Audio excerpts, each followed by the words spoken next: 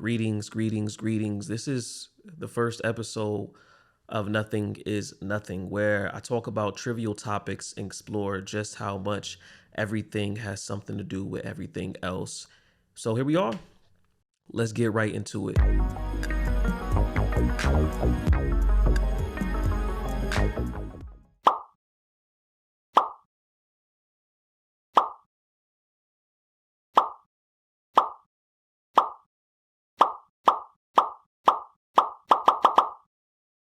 So I mostly noticed this on Twitter where someone will make a post be like, as a man, why are you X, Y, Z, right? Essentially challenging like, that don't really seem like something you should do. And there was this individual on Twitter named Zulu_Goku that started to compile a list of all the different things that apparently you're not supposed to do. Some of the things on the list, right? It's like ordering fruity drinks, eating a banana, being a passenger on a bicycle. See a lot of women, different things, and they label it as zesty.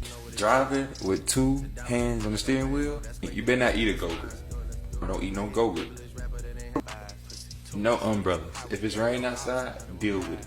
And when Zulu Goku, amongst other people, decided to make these lists, a lot of the different comments that were directed towards men, a lot of them were in jest. A lot of them were supposed to be comical and just funny. Not all of them were supposed to be serious critiques on what makes someone a man or not a man. But I firmly believe that every good joke has a little bit of truth in it. Anytime there's a conversation about what it means to be a man, what it means to be a woman, I've noticed these are the conversations that tend to captivate so many people's attention and so much of their imagination.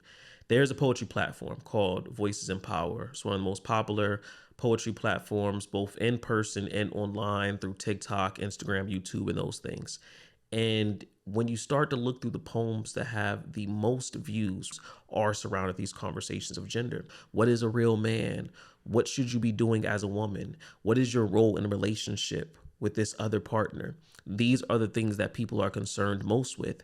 And I realize a lot of people define themselves by that, right? It defines even as simple as how fast should you text back? How should you approach someone? Where is it okay to work? And it really does trickle down to even things like what food you're allowed to order, how you should eat, what dance moves is okay for you to be doing, what hair is okay for you to wear, what clothes are you okay to put on. These are things that dictate our lives and dictate our everyday actions. And so much of it is wrapped up in gender.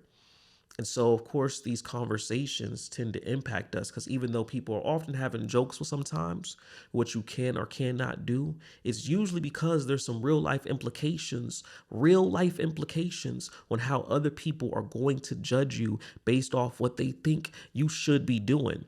A lot of people were making a joke, but there's so many more people that are actually trying to figure out what type of person you are. I don't know. Is you supposed to be ordering that drink? I don't know. Should these jeans be skinny? I don't know. You feel too comfortable eating it that way. I noticed this trend on TikTok. I'm not sure how many people got to do it before it's like legit considered a trend.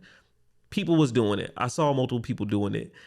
Essentially, you got someone going through different daily actions. And if they do it in a wrong way, there's this like voice in the background. It's like, gay, right? And essentially the idea is like, can't be doing it that way. You know what that's gonna mean. And you see them kind of like having this complaining look on face, like, can't do nothing. And it's interesting when we think how different terms are used. I know a lot of times I'll see maybe on social media or even in person, someone is calling someone else homophobic. And they're like, y'all just be throwing around that term. I'm not homophobic just because ain't nobody scared of them. Ain't nobody scared. Y'all using the word wrong. And what's interesting about this word, it was first used actually in this porno magazine that came out in 1969. And the term wasn't used to describe people's fear, like in terms of, oh no, they're around the corner, right? It wasn't this type of fear that we usually see with maybe like arachnophobia or claustrophobia. The first time it was coined, it was used to describe heterosexual men's fear of other people thinking that it was gay. And when we really think a lot of the times when cats be like, nah, nigga, I ain't gay, bop, bop, bop, boom. And people be like, you're homophobic. And they describe, I'm not homophobic. It's actually not in alignment with the origins of the term. When we think about a lot of the things that we do call homophobic, it's usually someone speaking out against something about how much they don't like it, but also in the same vein, how much they don't want people to think that's what they on. Like, I really want you to go through the next time you see a comment, think, is this person that's saying this thing that other people are calling homophobic, would they be okay if other people thought they was gay? Because a lot of the times that's what it be.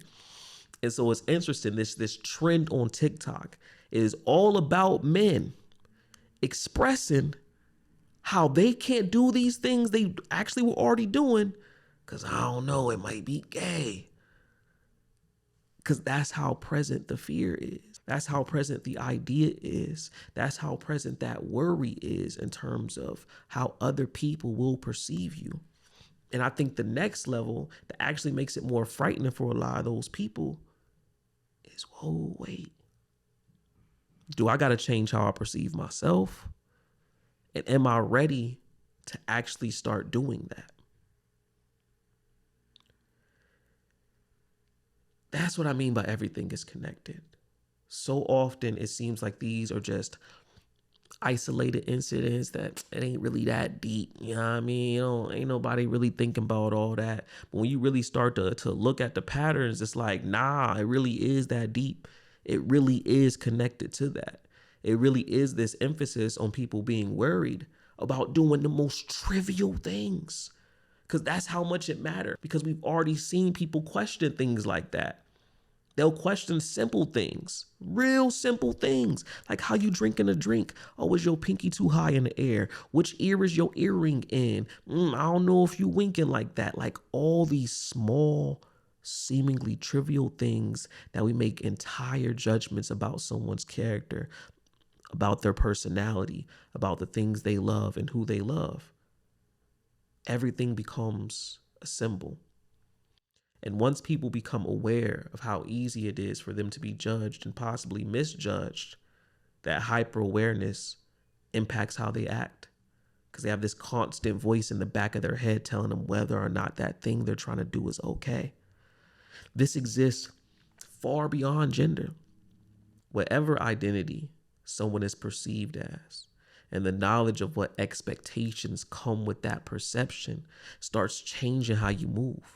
And whether or not you want to be in alignment or against how you think you're supposed to be perceived. It impacts everything, it impacts how you think, how you feel, how you do everything.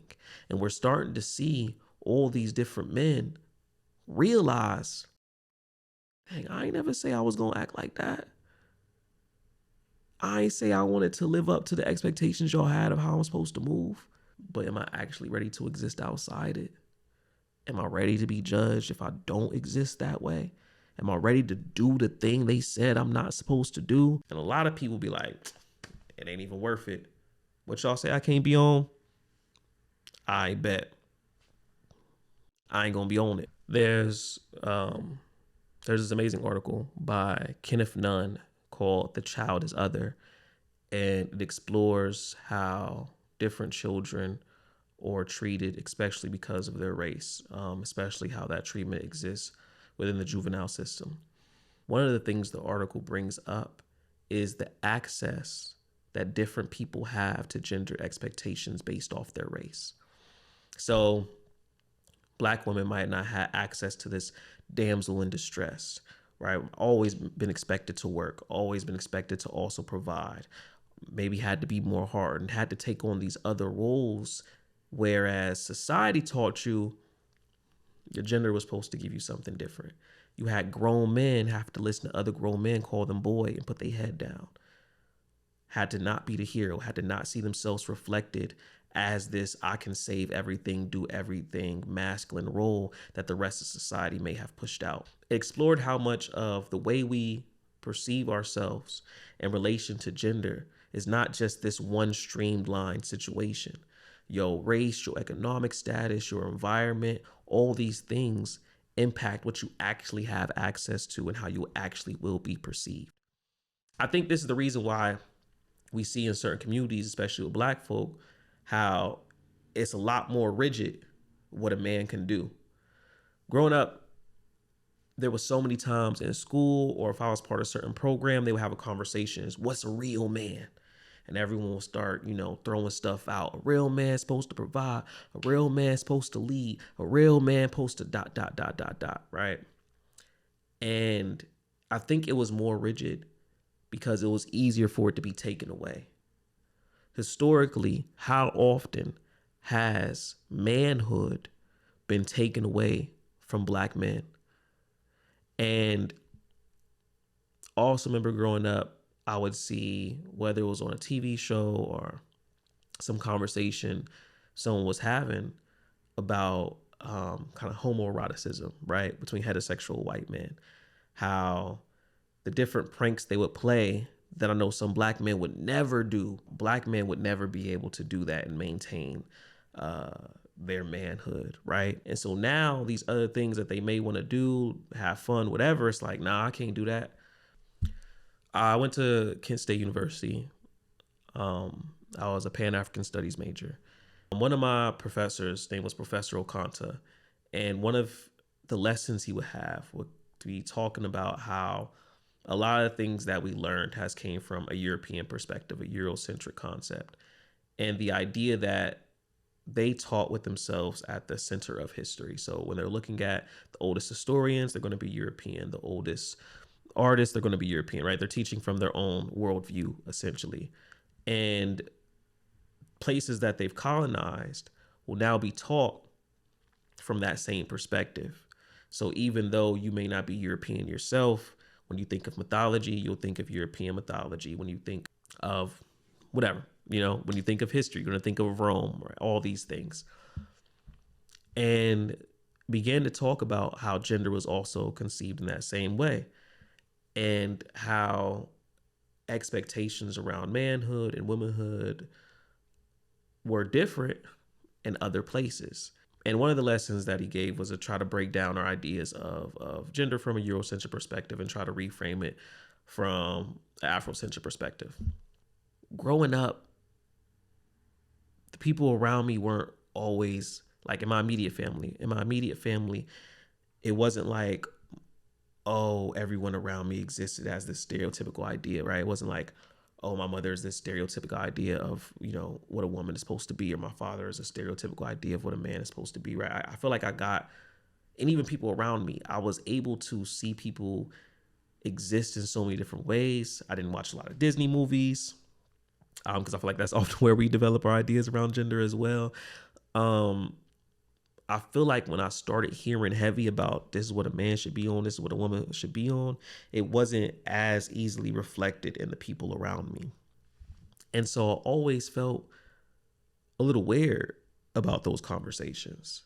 One of the things I remember hearing was like about a real man, right?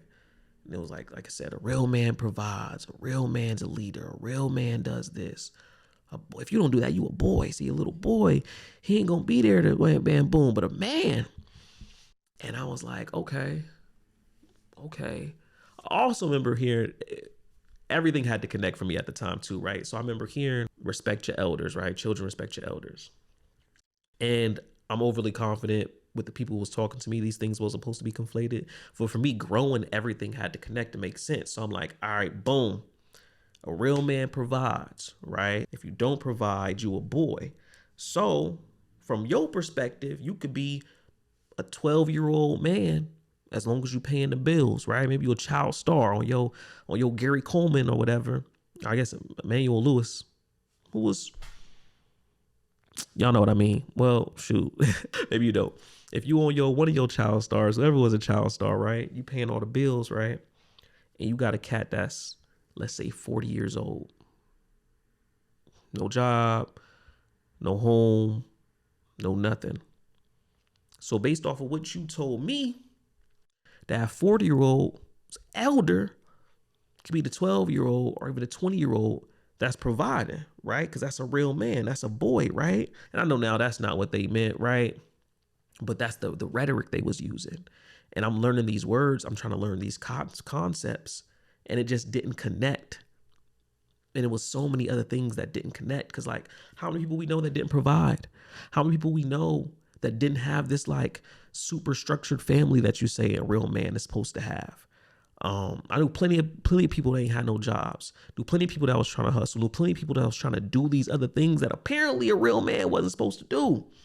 So I'm like, so is there just no real man? What is happening here? And so I started to realize, right, when preteens and teenager years, when adults wanted you to take responsibility and live up to their expectations, you a young man, right? You're supposed to be a man, right?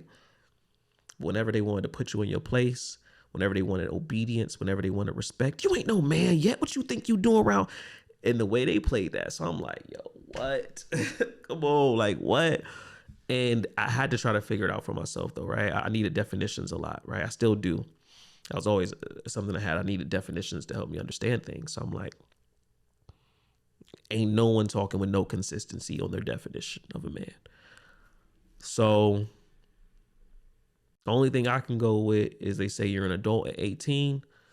So I'm going to just decide if you're 18, that makes you a man. Under 18, you're not. I can't account for other countries' age range. Boom, we'll just do that. That was the only thing I could try to wrap my head around. So when I was sitting in this lesson with my professor, Professor Okanta, and was breaking down, the way you learned about gender, that was from a Eurocentric perspective. That's why it ain't make sense for real. I'm like, because it really didn't make sense. That's wild. Okay. Yeah. And we started to talk about how these other things like, that ain't really for us.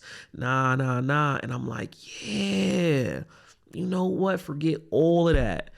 And that led me to like throw away my ideas of gender in terms of how we had to, right? What you have to be. Now, interestingly enough, in that class, it was like, yeah, get rid of these strict definitions of man and woman. What you need is divine masculine energy and divine feminine energy. And I'm like, okay, sounds a little close, but okay. And start to like break down like what is divine masculine energy, what is divine feminine energy. And I ain't gonna how it sounded like what I just heard. You know what I'm saying? I feel like someone was like, yeah, sweets, all that's bad for you. You ain't supposed to have that. What you really need to do is eat this cake right here. And I'm like, I ain't gonna how that sound like what you just told me to get rid of. So I don't, but it was, and I saw a lot of people, right, at that time within Pan-African studies start to gravitate towards that, right? I don't exist in this idea of what they said a man or woman should be, but I'm in my divine masculine. I'm in my divine feminine. It was difficult for me to, you just helped me like liberated my mind from this concept.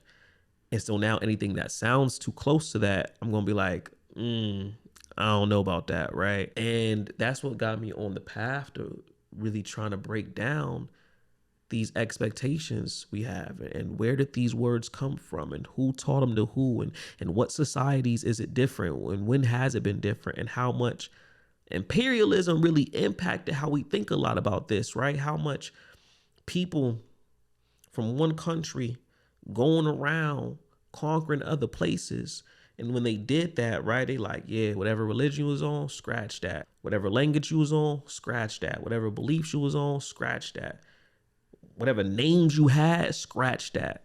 Adopt our way of thinking. But it was still just eye-opening for me to not think of these expectations as something that was like natural law, right? Nah, this is something that some cats taught to some other cats, you know? And when we think about that, it ends up trickling down to where we have people today saying, does this make sense? I got to chop my banana up with a knife and eat little pieces by a fork, or else I think it's difficult to consistently live up to an expectation that someone else set for you, especially when it's constantly changing. I think there's a lot of frustration from a lot of people because of that. And they're realizing, I don't know if I can live up to this. I don't even know if I want to. I know I don't want the consequences of not doing it from other people, but I don't know if I want the consequences on the impact of self from doing it either. And we have all these fears impacting it. Am I still going to be perceived as a man? Will I be perceived as gay? Will I be perceived as someone who can't do this? Who's going to love me now? Will the person I'm trying to date still want me if they find out I do this. I drink fruity drinks where they be like, I don't know, you ain't the dating partner for me. And I think for me, it's been helpful to get to a point where those people that ain't on what I'm on ain't the ones for me. Always easier said than done, right? The difficulty of trying to change their minds versus finding that peace in ourselves. Finding out, why are you so afraid of that? Why would you be so worried for someone to think that you're gay? Like, really explore that though. Not no, man, just no. Like, really though. What would it mean if you are? Explore that. Have a conversation with yourself. Like, really dive into that. Really find out if that's what you own. Because I feel like that's the only way you can really know. Really see if that's what you own. Maybe it is. Can you be okay with yourself? Or are you constantly living in fear of how other people perceive you? Constantly living in fear of being your truest self, because now who's going to love me if I'm me? Who going to really rock with me if I take off this mask? Who going to want to see me if they actually see me? And can you be okay with the answer if it's no one? Will you still be willing to be yourself? Sometimes I feel like people are trying to motivate others, right? And they throw the cushion on jumping off the cliff. Someone's going to save you. You just got to jump to push people, right? No, be yourself. Someone will definitely love you. Take the mask off. There will be people there. You're going to find your tribe. And I don't know if that's us really embracing our full truths, right? Like, the risk of jumping off is I might not make it. And I'm still willing to jump because that's what I'm on. If you say, no, you definitely going to make it, then it ain't no risk no more, right? Versus, I'll walk down there if everything's all right. Now, did you check it out? Did you go ahead of me? Did you make sure everything's clear first? It's not the same movement for me, right? And there are things in my life where I've done both. There's things in my life where I'm like, I'm not on that, actually. If push came to shove and it was like, nah, you're not going to get the things you want, and I'm not even doing it. Forget that version of my truest self. Nope. Because I'm not ready yet, right? And there's other things where I'm like, nah, I want this for myself so much. I want it more. I want it for myself more than whatever love or desire or care I want from someone else. I want that care for myself more. I want that truth for myself more than the love of a mask that I can wear. I want to be myself more than have you around me just because I'm not being me. It sound good, right? I think the task of being perceived as a man, the manliest man, I personally don't think it bears fruit that's worth the work.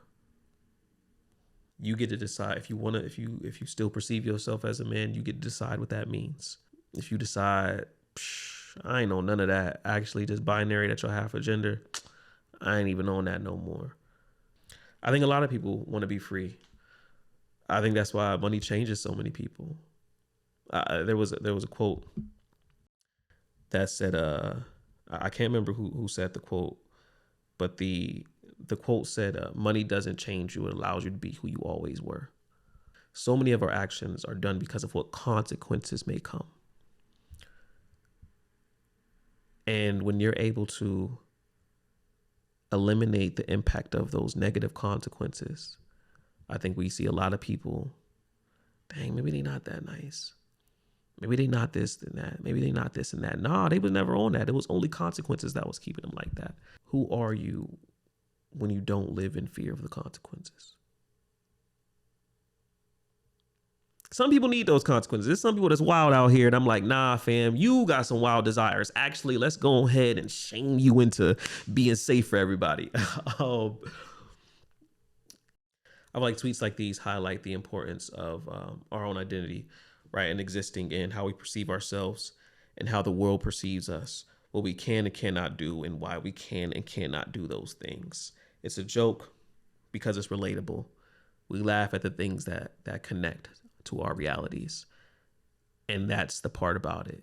Because someone has seriously said to someone else, I don't know about you, because something as simple as a color, as what food someone ordered, or how they chose to eat it.